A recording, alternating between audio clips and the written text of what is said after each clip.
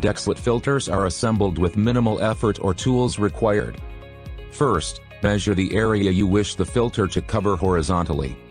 The horizontal length can be adjusted by trimming at each 2-inch segment as required.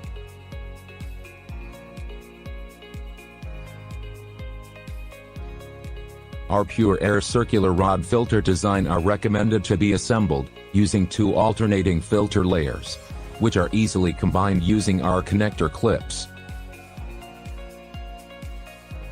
These connector clips also have magnets attached for easy installation on steel radiators or exchange vents. If any exchange vent is not able to use a magnet, we recommend using Velcro tabs to replace the magnets. Once assembled, use the sponge tip applicator to apply our absorber oil fluid. To increase the vertical area size of the filter, simply use our connector clips to extend the width in increments of 2 inches at a time.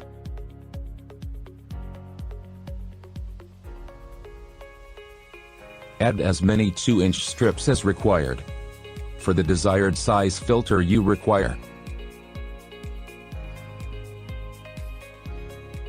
And as you can see, it attaches easily under steel radiators or exchange vents.